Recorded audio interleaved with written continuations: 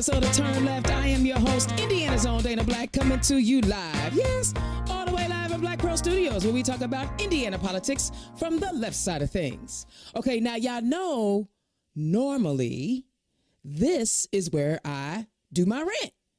But you know what? We have two amazing guests tonight, and they've been real busy traversing all over the state trying to get you to understand that they would be better in our state house than that clowns, Maya Beckwith and Mike Braun. So, no rant till later, so stick around.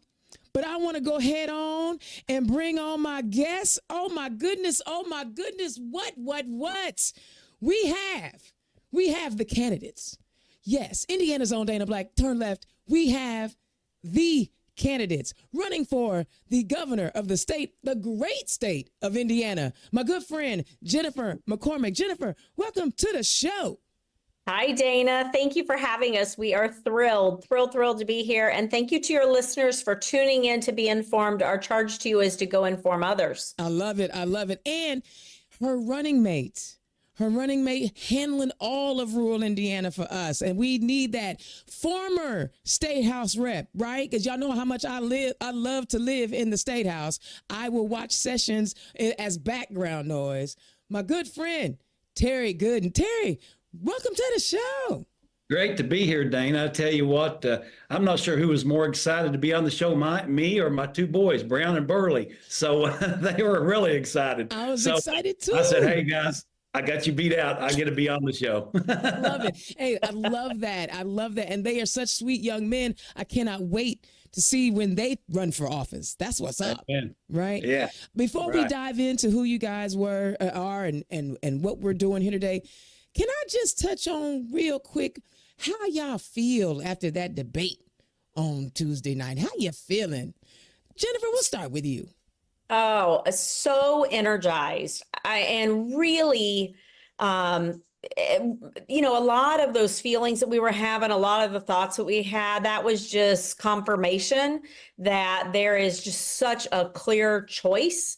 And the choice is so obvious. One is about the future and going forward and bringing promise and optimism, and the other is just dangerous. And so I am thrilled with Vice President Harris's performance. She was amazing. I was proud as a female. I was proud as a Hoosier, and I am certainly proud as an American. But I think she did an amazing job, and I'll tell you, I think people are fired up. I love it. Terry, what about you? Hey, I tell you what, Dana, she was absolutely fabulous. And I was telling folks that everything I always want to start with is that she looked so and sounded so presidential. And she did everything she needed to do in the debate to be able to throw that knockout punch. And boy, she was rocking and rolling, and she did it. She did the 1, 2, 3, and she was absolutely fabulous. And I'm telling you right, Dana, the hair is standing up on my arms right now just talking about it. So I love it. It was wonderful. I love it. I feel the same way. So now, there's a lot of excitement at the top of the ticket with the Harris Walz, the possibility of what that administration can be for Americans. But like I said in my post, if we don't take care of the state house, a lot of the good that they could be doing in that administration may not trickle down if we don't do what we need to do. So let's find out who you two are. Jennifer, tell the people who you are and where you come from.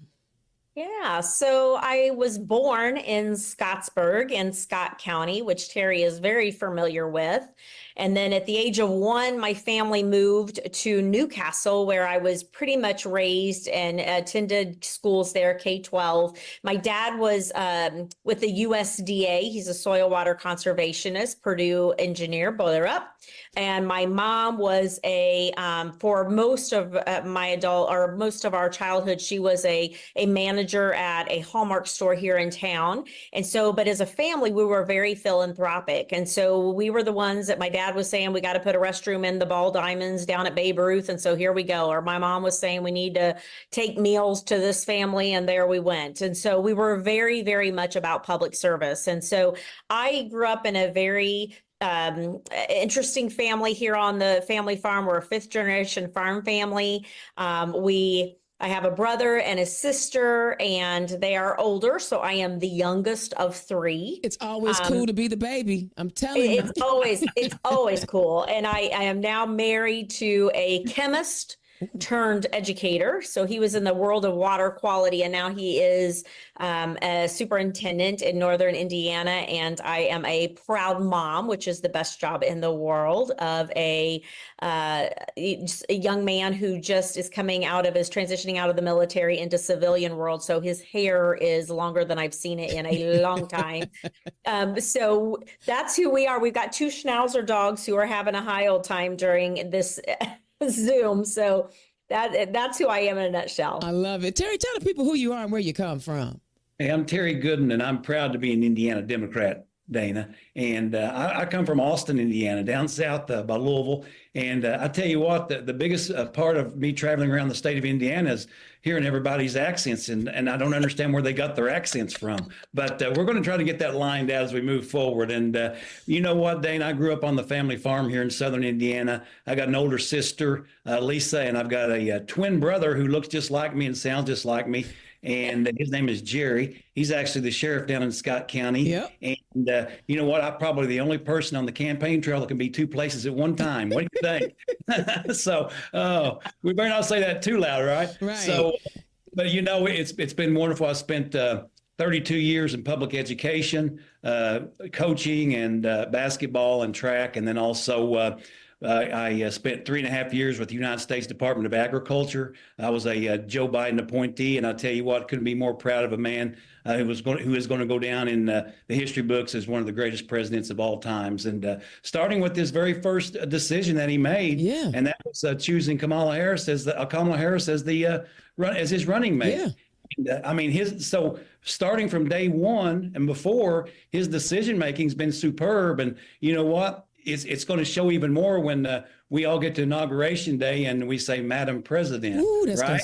We're going to say Madam President and Madam Governor. But, you know, I want to speak to that because, you know, President Biden, he kept his promises. He made a commitment to Black people that I'm going to put a Black woman on the Supreme Court. And he did. And he said he was going to pick a Black woman to be his running mate, and he did. And I tell you what, you got to tip the hat to the man, because he could have done a plethora of things after he won, but he kept his word. And to me, that means everything. So guys, both of you have, you know, gone through some transitions in your adult political lives. Jennifer, you used to be a Republican, and we all know this. We're not going to hide from it. We don't run from it, right? Terry, I almost called you. See what you did there? You had to, you know, evolve on the LGBTQ plus issues, right? Right. Talk to us about what it took to, you know, especially for you, Jennifer, the Republican machine here in Indiana ain't no joke. But you saw what was happening in public education. Probably y'all too smart for the Republicans, but I ain't gonna say that. Y'all ain't gotta, you know, talk about the transition and what you went through internally to make that decision to say, I am going to run as a Democrat. And then Terry, when she's done, talk about that transition from, you know what, I need to be better with the LGBTQ plus community. Yeah, for me, that transition was a matter of staying true to my values. And I had taught kids for 20 years and, you know, as a teacher and an administrator, that character mattered. And for me to turn my back on what I saw happening at the national level with the Republican Party and ignore my own advice to kids for decades would have been irresponsible. And I was struggling with that. So for me, it was about values. You know, I'm still very fiscally responsible, but I think most Democrats that I've met in Indiana are. I know, too, that we are very committed to opportunity, and we want to be optimistic, and we want to be inclusive of all. And I've always been that person. And what I saw happening with the Republican Party, you know, on the national level for sure, but so much at what I was hearing in the state house did not reflect my values. And so for me, the party was really moving away from the values in which I held dear. And I thought, I can't do this. And so switching parties was really about a value alignment. And, you know, I've had a lot of people as I travel the state come up and say, I am you. You know, I was a Republican. I don't recognize them anymore. I'm embarrassed. It's frustrating. You know, like, we've got to take care of each other, and we've got to be respectful. And there's so much on the line. This isn't at this point about just political parties. It's about a democracy. Right. And for our state house, it's about a pivotal point right now. Are we going to take care of public education? Or are we not? Are we going to take care of our health care? Are we not? Are we going to fight for our unions? Or are we not? So there's so much on the line that there are so many Hoosiers in the same situation that I was in, that I have a lot of people come up to me and say, you gave us permission to have that courage to do that. I also am concerned about those who come up to me to say, I'm you, but I can't let my friends and my family know because they're very Republican, and it's not, I don't feel comfortable or safe. And that is That's an problematic. It's such an interesting conversation. But if I can help anybody through that transition and give them that permission per se, or that courage, I welcome that. It's about staying true to who we are. I love it. Terry, because I know in 2020 we gave you hell, bro. You know what? But I'm an individual. I love to learn. I love to grow. And I'm one of those folks. I learned this from my family, my grandfather, my dad, my mom, and everybody. If you're wrong, you admit it and you move on. And I was wrong. And I admitted it, and I've moved on. And I'll tell you what, Jennifer said there's a lot of folks just like her in Indiana. There's a whole lot of folks like me in Indiana that at the point, at that time, 15, 11, 12 years ago or whatever, we were thinking and believing one thing, and all of a sudden we're like, hey, this is not right. Right. This is wrong. And we changed our mind. We grew in that, and we realized that we were hurting people's feelings, and that's not right. So there's a lot of Terry Goodins out there in the state of Indiana, and I think that's one of the things that makes this ticket so strong, Dana, is the fact that we're pretty representative of a lot of folks, and we believe in people. Every single person in the state of Indiana has value, and we understand that, and I think we're the only ones that are running in this election for the governor's race that realize that, hey, everybody has value, and we're going to treat everyone, Dana, every single person in our state with dignity. So I got to let you know, after you had your press conference and you apologized, I came on my show and I said, as a loud member of the LGBTQ plus community, I thank you, because a lot of people would have just, that was then. I'm not going to apologize. I've changed my ways, but you actually acknowledge it. And to me, that's character. And so as someone who is loud, proud, and just out there, just being me, I want to say that so that you can hear it. Thank you. That's it. We all grow and we learn. Now, Jennifer, the first time I actually heard you give a speech, I was hanging out with Destiny Wells. And we were, yes.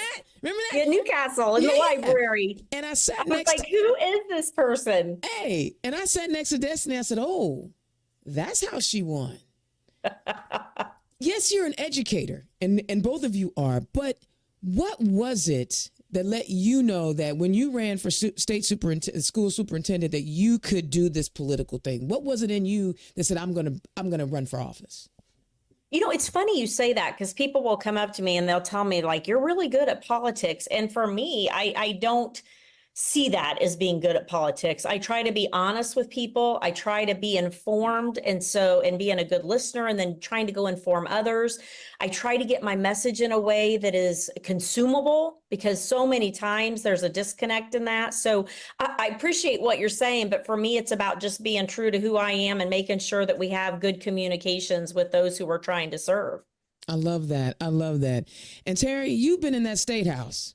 Now, I'm going to tell you, I have people will probably say that I'm a little obsessed, but I recognize that the state house is where the power is, right? A lot of people don't understand that. They think it's at the federal level, but I have watched our state house and that supermajority block good policy that came down from the federal level.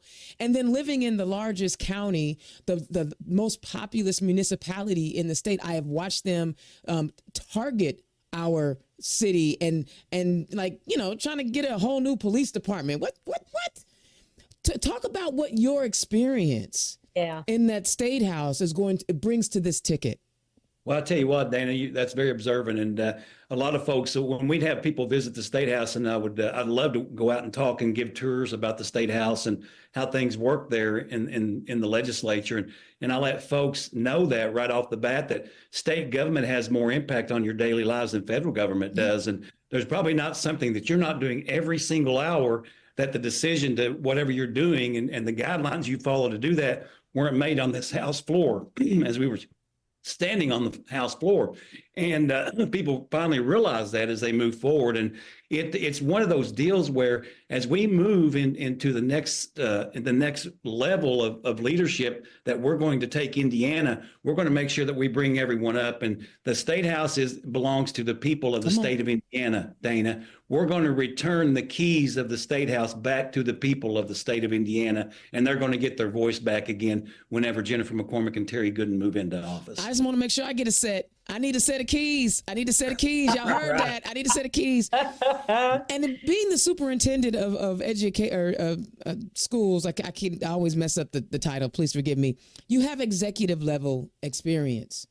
Did you take that into consideration when you were deciding which office you were going to run for next? Or did you already know, I need to be the governor so I can appoint the next superintendent of schools? No. I mean, the experience obviously helps. And I think, too, the experience that Terry had when day one, he can run that Senate, and we're going to, make sure we take advantage of that. And obviously our opponents are not equipped to do that. But for me, that executive experience was huge. I got a better feel for how the State House runs. I also got a feel for how things are done and not done. I mean, that experience plays out, really well for me. I never intended from day one to set out to run for governor. That was never one of my big goals personally, professionally.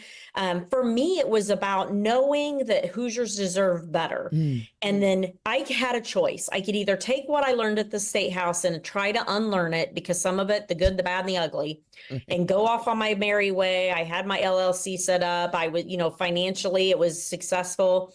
But I knew we deserved better. And so I was watching who's going to run. And I had a lot of people encouraging me and I've had a lot of help that I'm super thankful for.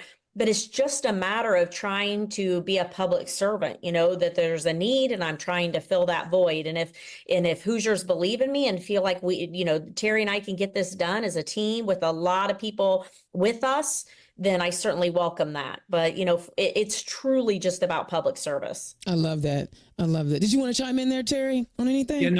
I tell you what, Dana, it is correct. And I always, when we was serving, or when I was serving in the legislature, and then Jennifer was serving there in the office of a superintendent, it was refreshing to be able to have conversations with her about public education. And not only public education is the realm, as people think about schools. Hey, what happens in life and what happens in communities is happens in schools. The schools are just a microcosm of the society or the community those schools are located in. So dealing with all of that really is a great background. And Jennifer's background as a school superintendent definitely helped prepare her for the governor's office on all levels of leadership and promoting moving forward. And really, it's about service, Dana. I know my grandfather always told me that in life, when you pass people and they've fallen down, you must stop and help pick them up. Amen. And that's one of those deals as I go through life. Dana, I mean, like Jennifer, I was out of politics, and Joe Biden was very kind to me. He gave me a good opportunity, and I was taking advantage of that opportunity. But as I was traveling around our state, Dana, and going into these communities, once I passed the McDonald's and the dollar store, these communities were desolate. They were really crumbling in. And as I say all the time, it's like these communities were going out of business. Yeah. And I felt moved to make a difference. And we've got to stop this. Indiana deserves better. Hoosiers deserve better. And they're going to get better when they elect us in the next cycle. I feel that. I feel that 100, because when I ran in 2016, I made the wise decision to run against Brian Bosma in 2016. I started off as an angry lesbian because of RFRA and that nonsense. But then when you recognize that you're going to be in the State House, you're going to be voting on policies that impact all 92 counties and not just your district. And I started to learn about those issues, and I became an angry Hoosier. I stopped being an angry lesbian and became an angry Hoosier. And I really appreciate that you guys see the totality of our state. So let's get into this. Indiana's own Dana Black. I am talking to the gubernatorial candidate, Jennifer McCormick, and her running mate, former State House Rep, Terry Goodin. Guys, we're on education. I know that this is your big topic, right? I know this is what, just like for me, RFRA was the reason why I ran. the thing that got me off the sofa to stop yelling at the TV. I know education for you, Jennifer, is that thing. Talk about your vision. Tell us what you see that's not right and what corrective actions you would like to take. Yeah, well, we have a public school system and we're certainly not perfect, but we serve over 90% of our kids, and we have a state house who's trying to destroy it, and they're doing that openly, and that is the Project 2025 playbook. And so they're following it, they're disciplined, they're resourced. We've had $1.6 billion flow away from our public schools into privatization that service about 4% of our kids. And there are a lot of great private schools. It's just our Constitution is clear that our public dollars fund public schools, and that is the way it should be. If people choose to go elsewhere, that's their business. But if you're taking public tax dollars, then you have become a public school. And so there's a lot of just the big picture items such as that, but also too, when you continue to change the standards in which we teach, the assessments in which we use. We're 3,300 teachers or educator openings today that we will never fill. We keep beating up educators. That is a non-sustainable way to survive and be successful as a state. And we're 41st in the nation in educational attainment. I mean, we've got to stop it. And so for me, it's about fighting for kids. And the way you do that is you fight for the system. And you have to do that at the state house. And there are a lot of states under the same fights that we're under here in Indiana. And so it's a choice. And I know there are a lot of, again, very well-resourced, well-funded opposition to public schools, but we're going to continue to try to do what we can do to make a difference and celebrate public education. So can we be real honest here, guys? You guys have had those real conversations with people who are on the other side of the aisle. What is their reasoning for saying it is okay for us to defund public education? They have to have a reason. So help us understand. I know both of y'all have had those conversations. Yeah, I mean, it's really a national push. I mean, it's much bigger than Indiana. It's just Indiana has been very much a vessel that was willing from our state house, particularly the House. And it has become a very expensive endeavor for a lot of people, that there's a lot of money and power on the line. We're over half of the state budget, and that's true in a lot of states. And so people have learned how to take advantage of getting those dollars, not just for personal gain, but also for political power gain for the Republicans. And so, they don't even try to hide it anymore. No. I mean, it's just really about power, personal and political. Terry? Right. Danny, it's really simple. And I say this as I travel around, is the fact that, and you've heard me say this probably as well, it's the fact that the Democrat Party sees public education as a real investment in our future, and specifically the future and the lives of children. And the Republicans see public education as a real liability, as a cost that there's no return. And that is one real difference, stark difference between the two parties, is just that philosophy of what public education really is. And we've got to make sure that as we move forward, as we're siphoning more and more dollars from the educational pot, the fact, as Jennifer said, we've got to make sure that those schools who take public dollars, hey, if you're going to take public dollars, then de facto you become a public school. So you need to be following the same guidelines, rules, and regulations then as those public schools follow. Because I'll say this, and I've said this on the House floor, I've said it in the Ways and Means Committee, whenever they take dollars away from public schools, it siphons dollars disproportionately against urban and out of urban school corporations and out of small rural school corporations. Those two types of corporations in Indiana are the ones that get hit the hardest when they siphon those dollars. And take a look at the populations of those groups. A lot of times those are the most disadvantaged populations, if you want to look at numbers, and that's just not the way we should be operating. And so as you guys, I mean, both of you guys are from, rural Indiana, small town Indiana. I live in Indianapolis. I know that there are lots of choices for people to make here in Indianapolis. There's all the different type of charter schools, But in your rural Indiana, They don't have choices. The for-profit institutions are not going to where there aren't that many people. How are you communicating with the folks in those communities to say, hey, you guys keep voting for people that are harming your kids, and there's a massive brain drain that goes with it, and those that are left behind are poorly, well, not poorly, because I'm not going to diss the teachers that are there now, but they're not getting the same level of education as obviously our more affluent areas. How are you having those conversations with the people? Yeah, and it's going into every county and explaining to them their loss, regardless of if there's choice there or not. Everybody's losing except for 2 counties in the state of Indiana. We also tell them to do not assume that the choices, and I would say Marion County is a perfect example, that just because we have choice that they're good choices. And so there are no quality guardrails.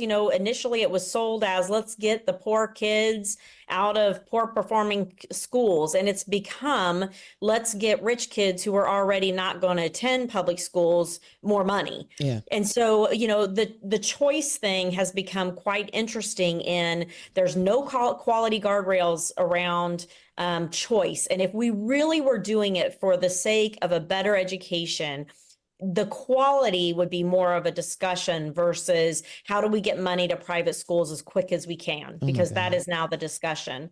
The other piece of it is, you're right. I mean, they are targeting now moving choice into areas such as Carmel, Fishers. They're going after areas that are more affluent because they know that those are where the dollars are, and parents have the means to get their kids to different choices.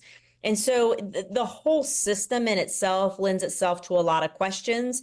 In our most at-risk neighborhoods, those choice schools are opening and closing as quickly. It's ridiculous. And that's not good. It creates mobility in our most at-risk kids. And we know anytime there's mobility, there's an academic decline, and there's a social emotional impact, and it's not good. So we're taking advantage of our most at risk for the sake of truly political power and money. Did you want to chime in on that, Terry? Actually, Dana, as we talk about that, the choice programs they talk about sounds fair, but in essence, it may sound fair, but it's not equitable. And as we move forward, we got to make sure that we put together a system that is equitable. And you can be fair all you want, but if you're not equitable, that means nothing. So as we move forward, we've got to make sure that we put together a system that's going to be fair to all students, so all students can achieve at the same level. And we're not doing that now at all, Dana. And what we're doing is we're creating the haves in education and the have-nots in education. And that's not fair. It's not fair to anybody in our state. Right. Okay. Dana, I'll be honest with you. I'm worried about the resegregation of this. I was going to say it again. Yeah, I mean, we're under deseg orders still in the state of Indiana. And when we were implementing, not we, some of the folks who were in the General Assembly were implementing some of their options for language of some of these choice bills. We were telling them, if you do that, you're going against federal desegregation orders. And they honestly could have cared less and moved forward. Unless someone pushes it, there's nothing going to happen. So we're looking at resegregation of Indiana, which I think is not a good place to be in the state of Indiana. And do the white folks know they can only fly so far away? Do they realize that? I have two more education questions, and then we're going to change topics. Recently, there's been a lot of conversation about these new diplomas, right? With the work requirements. In Indianapolis, there's public transportation. There's possible means to get people to these jobs. In rural Indiana, and on top of that, our public higher education schools are saying, hey, we're not even going to accept your kid with these diplomas.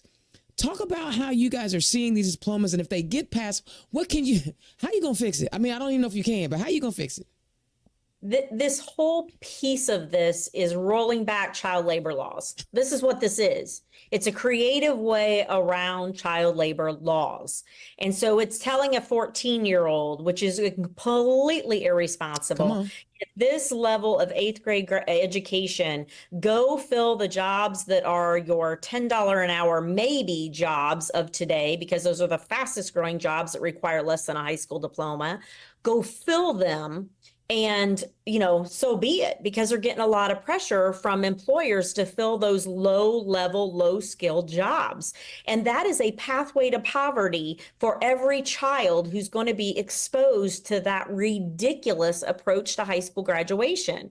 And until our university presidents really came up for air and said, look, our kids can't even get into our higher education, our institutions of higher education. And then they started backpedaling. We won't know where that ends until we know. And I think it's extremely scary, frustrating, maddening that we're even having this discussion, but it is 100% just a workaround around rolling back child labor laws is exactly what it is. You can't call a job at Subway an apprenticeship. It is a job.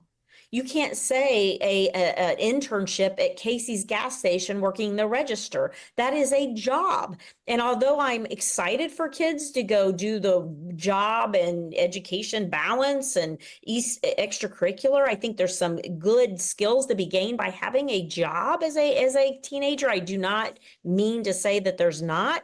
But that is let's call it what it is. It's not an apprenticeship to anything. Right. It's a job. Yeah. Yeah. And I also know that, there aren't any guardrails to protect the young person after they make the money. Right, Terry? I mean, they went out and made the money. Who's making sure that, not every parent is a great parent. Right. And some parents may be taking that income. They don't even talk about the safeguards, do they, Terry? No, there's no safeguards at all. And really, the plan that they put forth was not plausible at all. It was a knee-jerk reaction, just like we've been getting for the last 20 years, because there's no one there questioning it on the other side that has the ability to actually slow the process down. And that's why we've got to make sure as we work through this process in the election, we not only get elected governor and lieutenant governor, we also try to figure out how do we break that supermajority in the legislature. Yes. And try to slow some of this mess down. But I tell you that the governor's office has a bully pulpit. And when garbage like this comes out and tries to get passed or tries to move forward, then Jennifer will be able to stand up with that big stop sign and say, hey, hold on just a second. This is not the way this should operate. And let's talk about flexibility for schools, Dana. As a school superintendent, when I was there in Crothersville, Dr. McCormick was the superintendent of public instruction. And I met with her and said, hey, we want to go just a step further on what this looks like. And Dana, we were putting students in first year or first generation college students. We were putting them through college in high school, giving them the support and they needed to be able to finish through a college degree and an associate's degree. So we were graduating 25% of our students out of high school with an associate's degree and then taking that next step onto college. And there's a multitude of reasons, which is a whole show in itself as we talk about that, Dana. But those folks who didn't want to go to college, we also set up the same type of programming for apprenticeships and real apprenticeships, because we reached out to the unions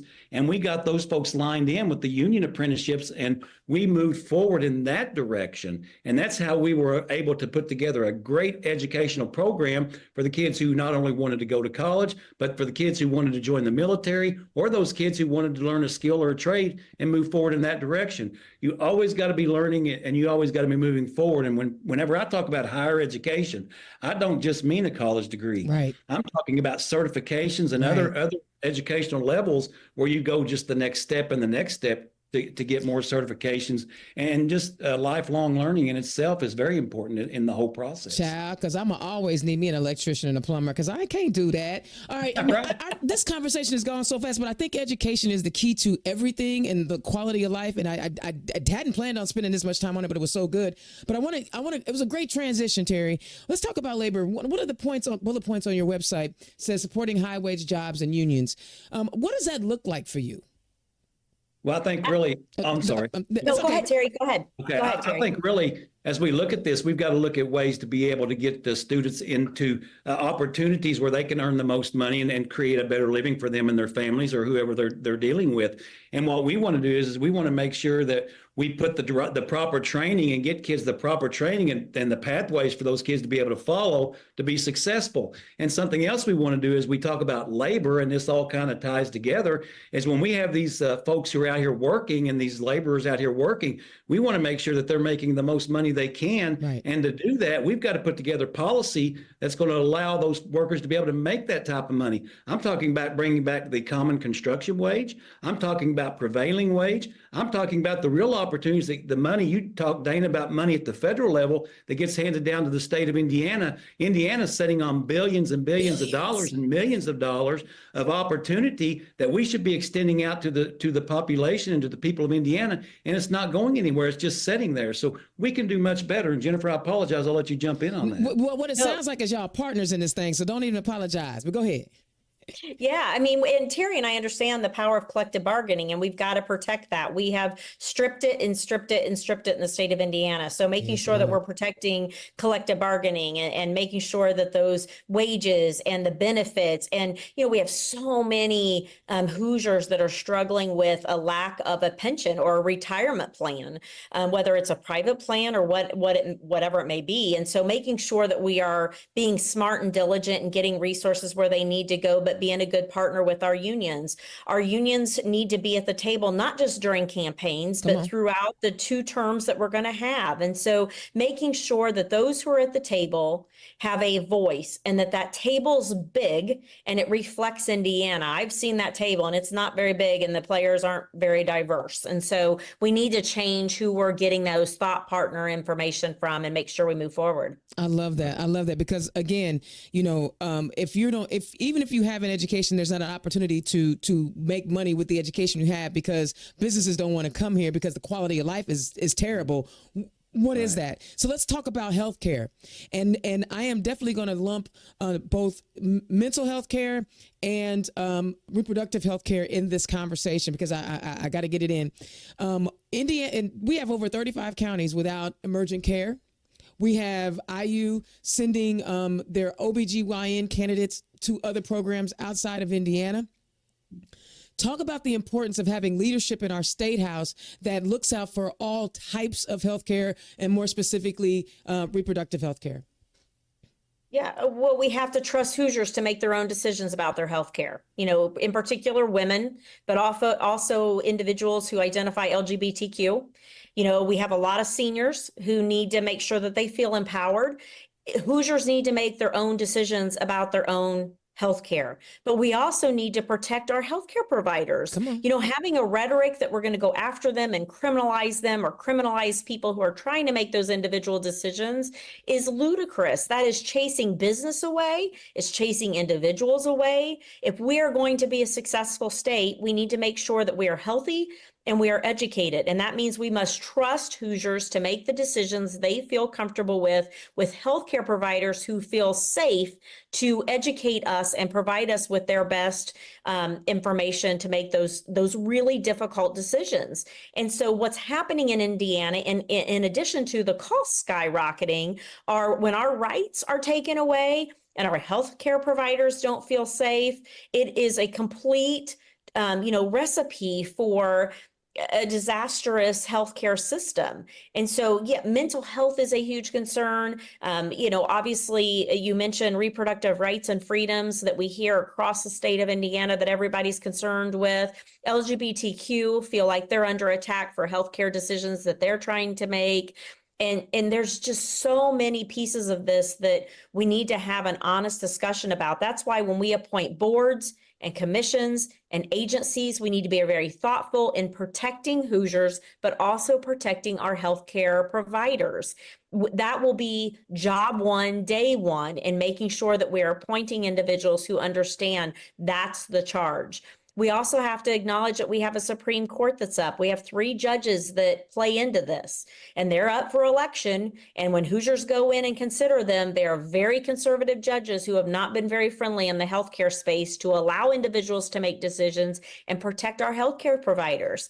So we need to make sure that are we going to retain them when most people go in to say yes or no, that our voice reflects that we are looking for the change in order to give us our autonomy back. Thanks for that education piece, because when you don't know who these folks are, you don't know whether to retain them or not. But I appreciate you letting our listeners know these guys ain't been our friend. So she won't tell you, but I'll tell you, we're not retaining them. We're not going to retain them. We're going to let them go.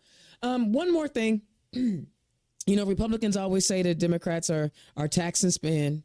I like to say we take the investment and invest back into people.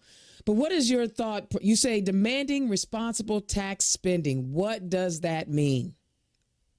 Well, first of all, that is being transparent as a government and being held accountable. And our budget will reflect priorities. And we know money doesn't grow on trees. Terry and I are very fiscally responsible people, like most Democrats that I meet. But we also know, too, Hoosiers are hurting. They're looking for relief. We've already released our common sense property tax relief plan that is very well received to save Hoosiers $600 million. But at the same time, not hammer the local services that we rely on and deserve, our schools, our libraries, our parks, our safety system, our police, and, our fire. And so there are so many layers to it that looking at and being responsible and responsive to, there's already commissions in the General Assembly that have done a lot of studies on our taxing, but we need to be good partners in that to say, let's see what you came up with. Let's look at your reports. Let Terry and I chime in on that with a commission of our own to say, where are those areas that we can be smart about?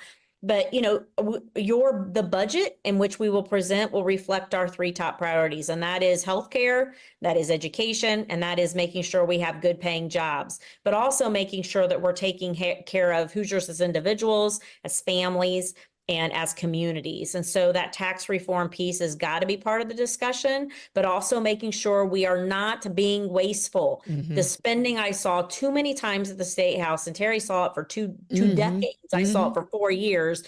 It was too many times was a special interest expense instead of a Hoosier expense. And that can't continue. And Terry, you said you've been in Ways and Means.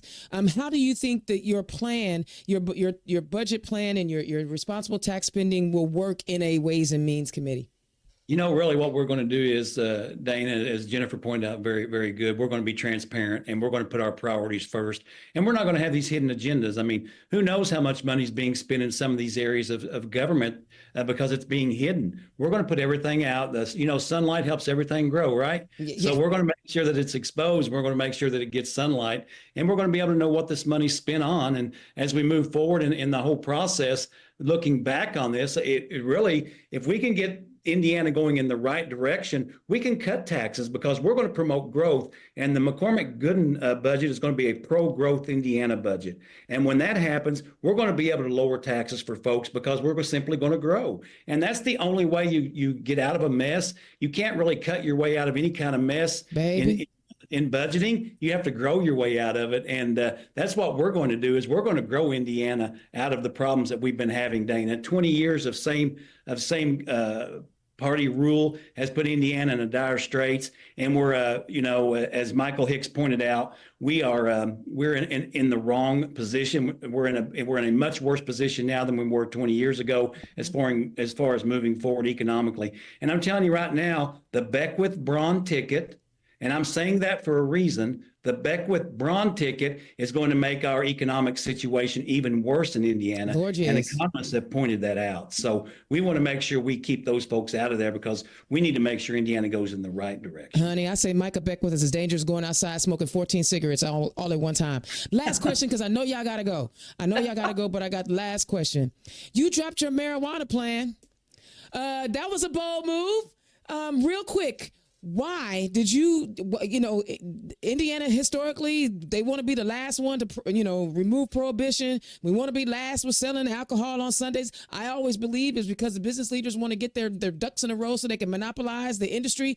But talk about why you have introduced a marijuana plan to decriminalize and legalize marijuana.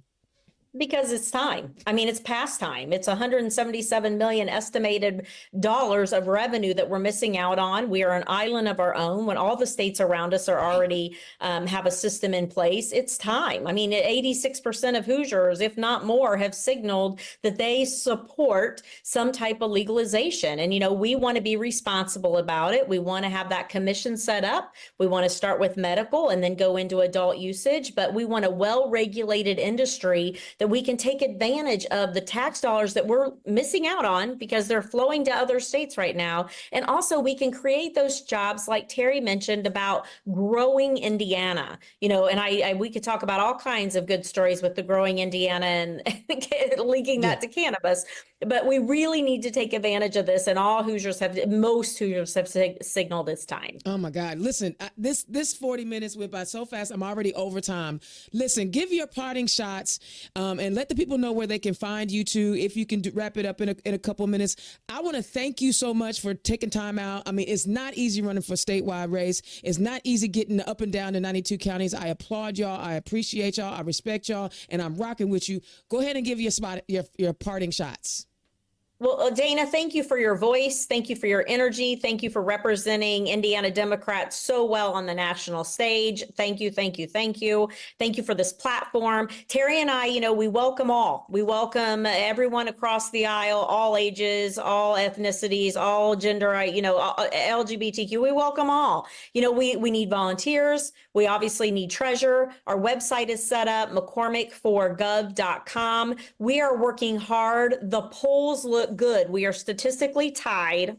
And that is consistent in the polls that we're seeing. We can win this thing, but we can't do it without you. And we don't want to do it without your listeners. We are stronger together. We need to make sure we show the nation that Indiana refuses to be turned over to extremism. And we're going to fight like hell to make sure that people have a voice and that Hoosiers are represented well. Oh my God, that's it.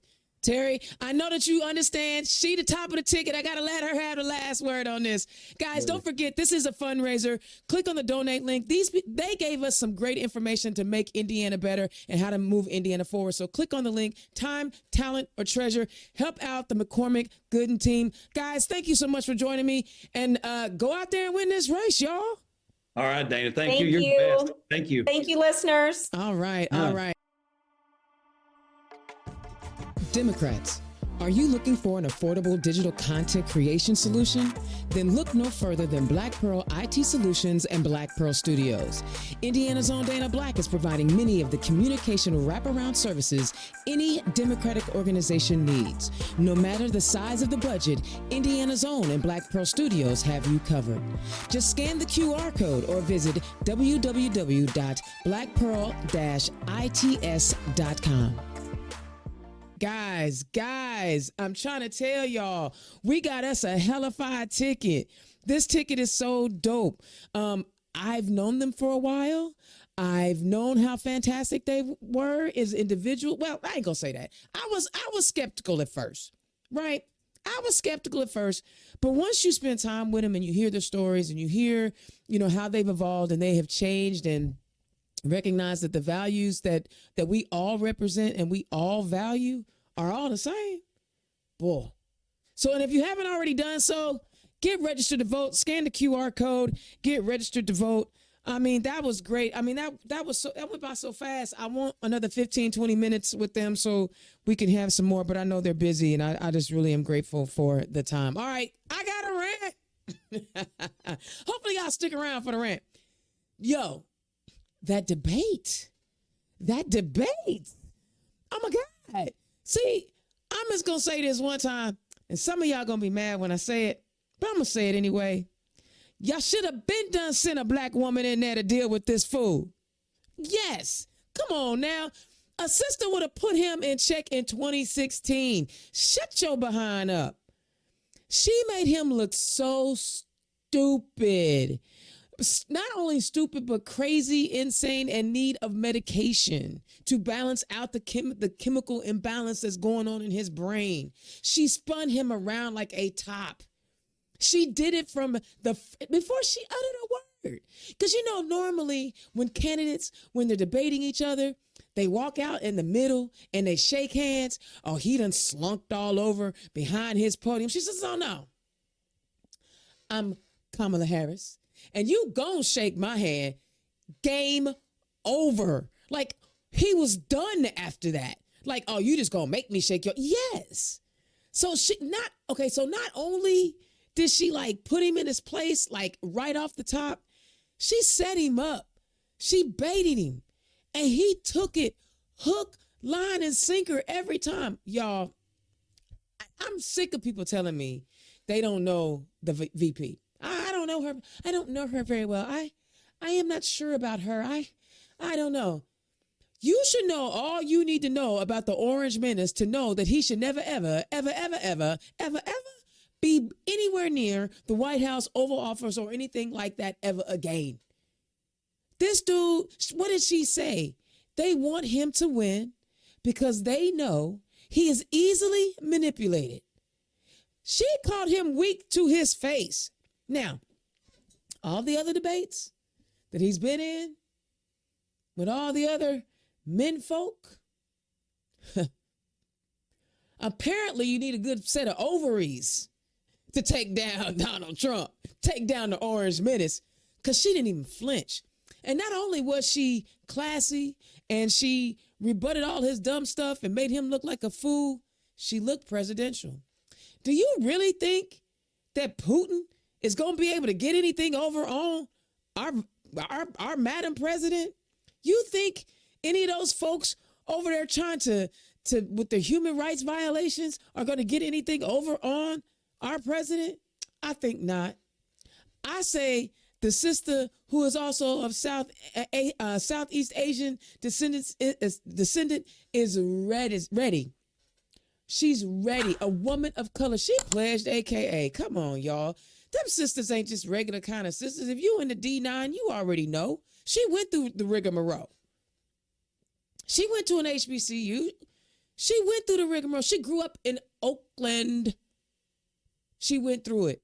So she got the chops. She's ready. And she showed it. She showed it. He don't like being challenged. And, it was the cop against the con. She had an opening statement. You know what I'm saying? He was not ready. Twisted him around in a pretzel so bad, he started talking about Asian immigrants eating animals. I had to get that out there because she made him look like a fool. All right. The Indiana Capitol Chronicle reports an Owen County judge has denied an attempt to weaken the state's near total abortion ban, allowing the law to stay in place. Plaintiffs have not shown that Senate Bill 1 materially burdens the rights of any specific or well-defined class of patient to access constitutionally protected abortion care, the decision said. Significant and compelling evidence regarding the policy implications of SB 1 and its effects on medical professionals specifically was presented. However, the court cannot substitute its own policy preferences for that of the Indiana General Assembly. That ruling right there should tell you all you need to know. It is time for us to end that supermajority in that state house. It is time for us to find a couple of state house candidates that we want to rock with, some that have appeared on my show. All you got to do is go back through my YouTube or my Spotify and find some of those candidates. Go to the Secretary of State's website and find the candidate list. They got them broken out between Democrats and Republicans. And Google these people and find somebody to help. Because look, the courts are not going to help us. So attorneys with the American Civil Liberties Union of Indiana, representing the local Planned Parenthood affiliate, as well as Bloomington-based All Options and other plaintiffs, sought to expand the exemption under the ban, which today's decision means that pregnant Hoosier lives will continue to be endangered by Indiana's abortion ban, said a statement from Planned Parenthood. Already, Hoosiers with serious health complications have been forced to endure unjustifiable suffering due to miscarriages, ectopic pregnancies, and other pregnancy-related issues, or leave the state to access appropriate care. We've been talking about this for a while now, and a bunch of old men who are not worth a dang, and they're accomplice women who are wanting to be Handmaid's Tales, have decided that everybody should live the way they should live. And in a state that always is saying faith this, faith that, oh my faith, they have just told the Jewish faith, we don't care if you do think that life don't begin until the baby come out. You still got to follow our rules. That's what they did. the hypocrisy. They want to control you. It has nothing to do with, they can say it's about choice and right to life and all that. It's right to control your body. If they can control your body, they got you. We've already seen states trying to pass bills and laws that say you can't leave our, full abortion state and travel to another state for abortions. And all of this, from the federal level all the way down to the local level, we are seeing people trying to push back on this. And I know everybody always says this is the most consequential election of our lifetime, but it really is. It really is. Jennifer McCormick and Terry Goodin touched on it. They're coming after the LGBTQ plus community and the healthcare needs we have. They're already banned trans care for young people if their parents say it's okay. I've told you a gazillion times, Micah Beckwith is dangerous. Mike Braun does not have any policies that speak to the needs of Hoosiers, of all Hoosiers, not just the wealthy ones that have the means. Micah Beckwith tried to ban books. I don't even understand why we would even let an idiot like that to be our Senate president. He tried to ban books. He created so much chaos in Hamilton County. Why would you want that? He tells everybody he wants you to be a white Christian nationalist. It's the wrong ticket. But we can't fix this if we don't show up. So get registered to vote. That's the other thing. Get yourself registered to vote. One last thing, and this is some good news. I want to share this because somebody might need this. And it could be just the thing they need to get to jumpstart their life. Mirror Indy reports an Indianapolis nonprofit is offering families up to $100,000 toward buying a house through a new program aimed at making home ownership more affordable. The Home Buyer Choice Program pilot, launched by I can't even pronounce it. It's KHEPRW Institute and Homes for All Indy, will be available to 4 families who complete an application and are financially qualified. The 4 families will be selected through a lottery drawing at 6 p.m. on October 9th. Others will be placed on a wait list as the organization tries to secure more funding. The goal of the program is long-term affordability, not just for families now, but for future. I'm going to drop this link in the chat so that you guys that you may you don't know if you qualify until you try. So I'm going to drop it in the chat so that you guys can see if you actually do or can apply. But this is a good thing, right? Yeah, we know that there's a shortage of housing, and we also know that there's a shortage of affordable housing, and we know these things. But maybe someone will qualify for a home, and they can begin their life. And wouldn't you really want that for somebody? Wouldn't you want to offer that to somebody? Wouldn't you want to give them an opportunity for home ownership? I know I would, right? I know I would. I'm hoping that whoever gets this will take advantage of it and jumpstart their lives. Because I know being a homeowner is dope. I live in a condo. I've owned a couple of homes in my lifetime with partners, but I love it, and I want somebody else to experience it. And if somebody is offering this program up, I think it's great. All right, guys, I'm still on a high from talking to the McCormick Goodin team. That was a great conversation. It was absolutely wonderful. I wish I had 2 hours, but I understand how busy they are. Maybe I can sneak another one in. I'll reach out to the team and see if they'll let me get them in. Because they got a vision. They have vision for our state, and I believe that they have what it takes to move us forward. So now it's up to us. Now it is absolutely up to us to help them get across that finish line. Click the donate link, donate to their campaign, go on the website, become a volunteer. Let's do all the things that we can to help these two, get to the State House, and then find somebody in the State House that you want to support so that we can end the supermajority, so that we can get Indiana back to normal again. Because this crazy madness, like she said, this is Project 2025, ground zero. Oh, speaking of which, you see where I'm working with my man, Mark Gavart and Mary Noon. I got another show dropping. We are breaking down Project 2025 at a high level and how it impacts Indiana. excuse me, that conversation has been going great. We've been getting great feedback from that. So make sure you tune in for that as well. Unfortunately, again, guys, I have like the greatest gig on the planet. And I am so very fortunate to have my job because it allows me to do what I love to do, which is to help Democrats get elected.